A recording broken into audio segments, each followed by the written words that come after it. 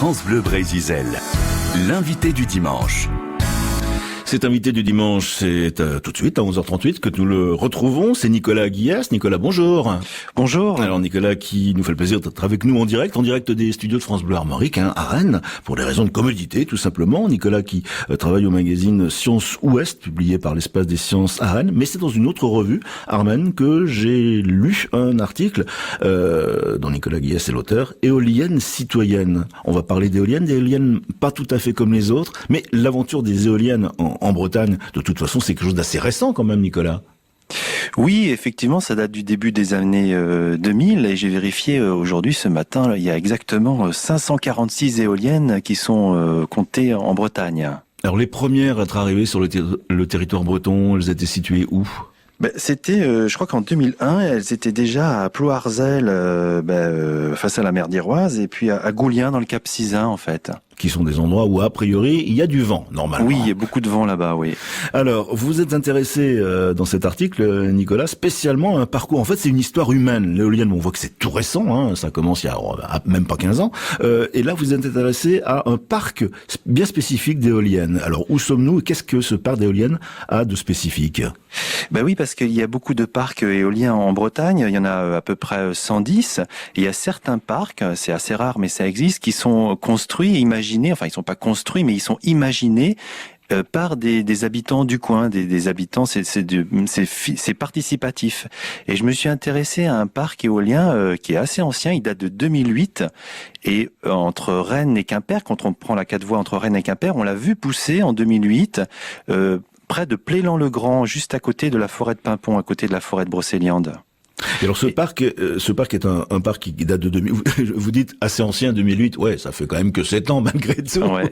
Mais alors il a quelque chose de particulier dès sa naissance en fait, ce parc. Oui, c'est marrant, c'est intéressant parce que ce projet, il a commencé en 2001 en fait, et c'est un élu local qui a eu l'idée de créer ce parc en associant vraiment les habitants. Et c'était ce que je raconte dans cet article Armen, c'est un peu l'histoire de ce cheminement. Et en fait, cette personne motivée, il s'appelle Patrick Saultier. Il vient de l'Anjou. Il est fils d'arboriculteur, mais il a fait des études en énergie et puis des études d'ingénieur en énergie en France et en Allemagne. Et il devient adjoint à l'urbanisme à Plélan-le-Grand en 2001. Et puis, il propose que l'on mette des éoliennes sur sa commune, mais à l'époque, personne ne sait encore comment faire. Ses collègues élus n'en ont pas encore vu, et donc c'est toute cette histoire en fait que je raconte dans l'article. Alors effectivement, c'est une histoire humaine, c'est celle de ce monsieur là, Patrick Saultier. Quand il commence à en parler, comment est-il accueilli, comment est-il reçu ?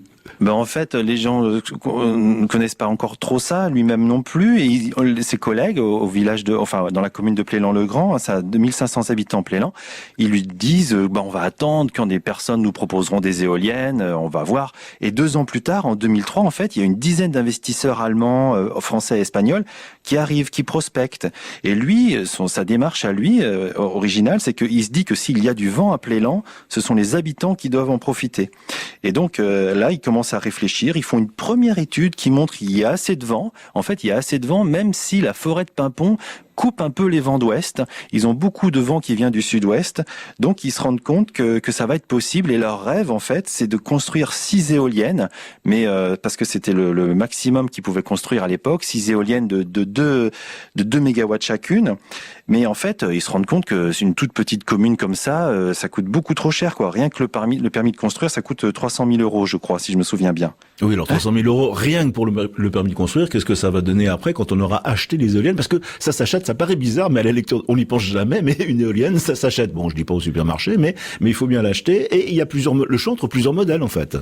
Oui, et finalement, ils iront acheter des machines en Allemagne pour 15 millions d'euros. Mais ce qui est intéressant, c'est qu'en fait, ils se disent, en 2004, ils sont plusieurs citoyens habitants de Plélan, ils sont 12 et ils se réunissent une fois par semaine. Ils se disent comment on va faire. Alors, chacun apporte 6 000 € minimum. Puis après, ils créent une société qui s'appelle Brocéliande d'énergie locale. Ils réunissent 84 000 euros.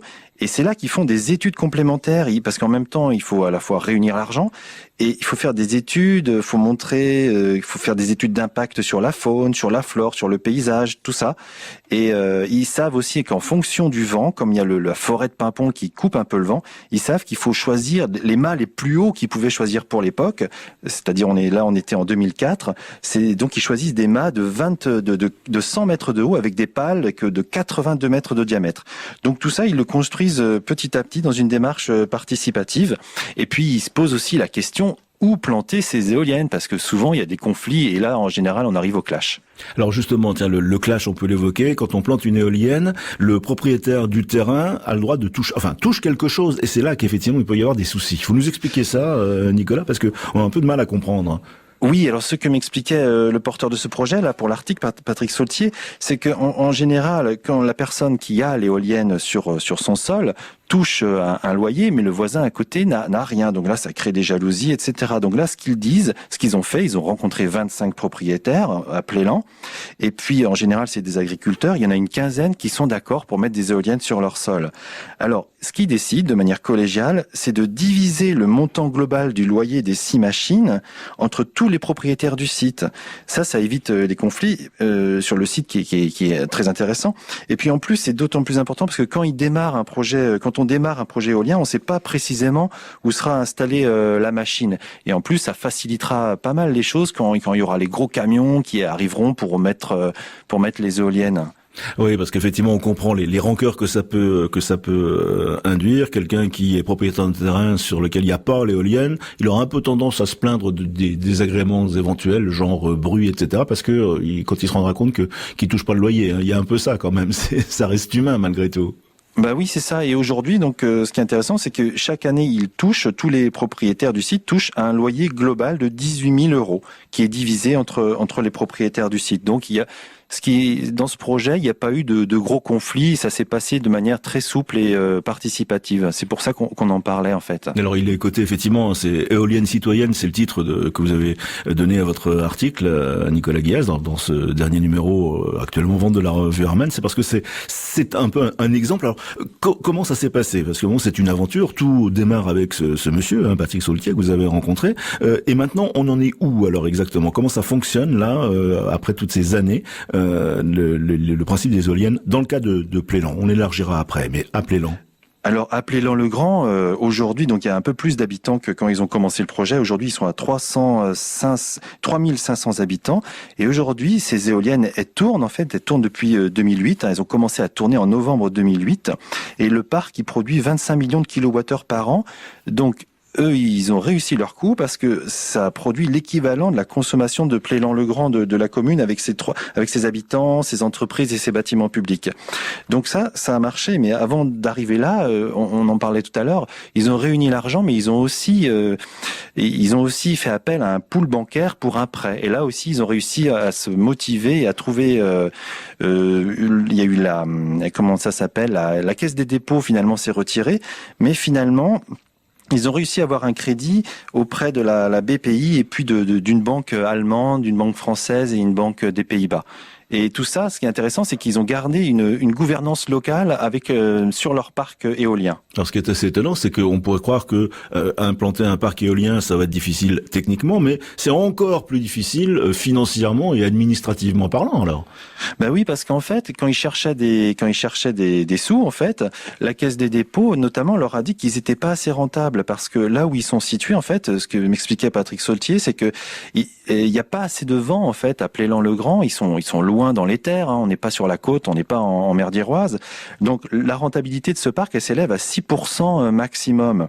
Donc en fait, c'était pas assez rentable. Et puis ils ont même rencontré des fonds de placement qui leur demandaient 15% de bénéfices par an. Donc vraiment, ils ont réussi à trouver une solution assez rapidement. En plus, c'est ça qui est assez étonnant en fait.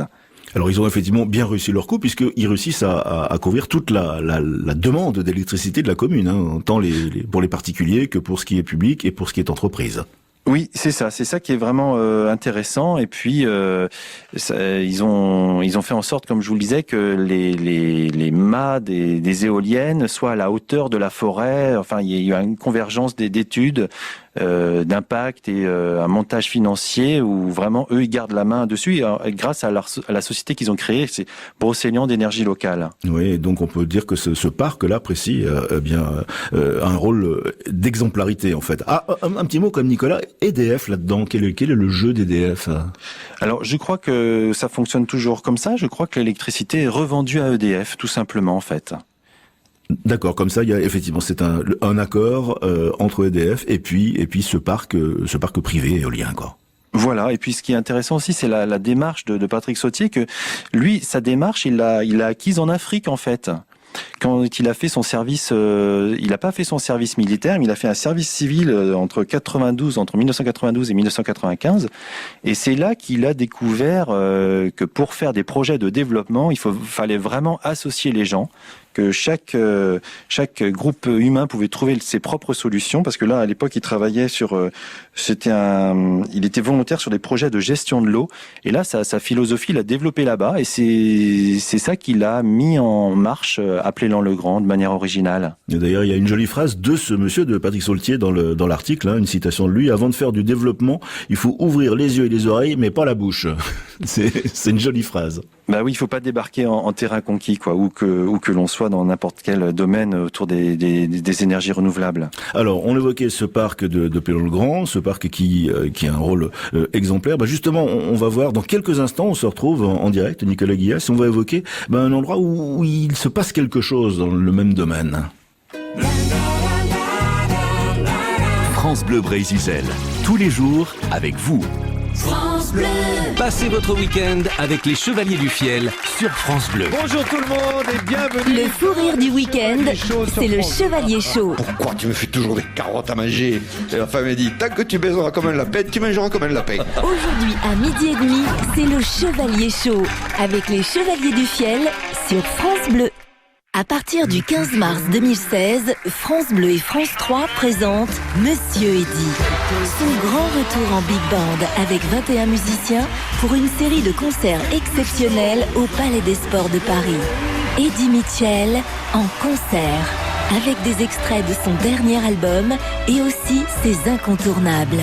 Couleur Mentalo, le cimetière des éléphants, pas de boogie-woogie. Eddy Mitchell sur scène en big band à partir du 15 mars 2016. Un rendez-vous unique et sans suite au Palais des Sports de Paris. Un événement France Bleu. Toutes les infos sur francebleu.fr. France Bleu, spécial élection régionale 2015. Qui sera président de la région Bretagne? France Bleu Brésil se mobilise dès 19h50 pour une soirée spéciale élection régionale ce dimanche. Premier résultat en direct à 20h, analyse, commentaires, reportages et les premiers mots du nouveau président des Bretons. Spéciale élection régionale, dimanche 19h50 sur France Bleu Brésil et francebleu.fr.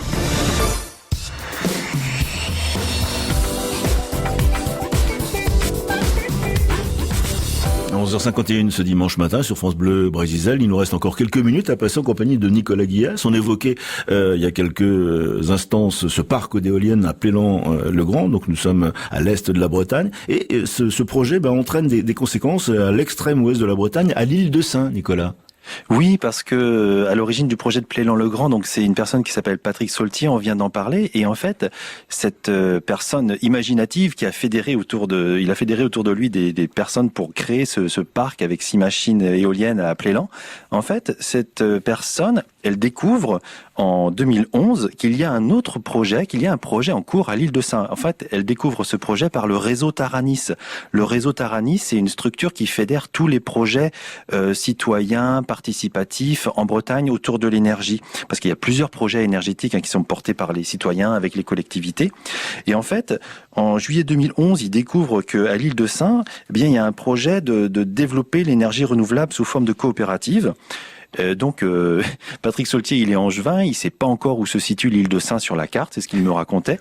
Et 15 jours plus tard, en été, il débarque pour discuter avec les Sénans. Hein. Lui-même, il est élu local à Plélan-le-Grand en Ille-et-Vilaine. Et il va discuter avec un élu municipal, c'est Serge Quatmer, et d'autres personnes, avec le maire aussi, Jean-Pierre Kerlock. Et il leur dit, en fait, il dit aux Sénats qu'ils peuvent faire eux-mêmes leur projet d'énergie renouvelable.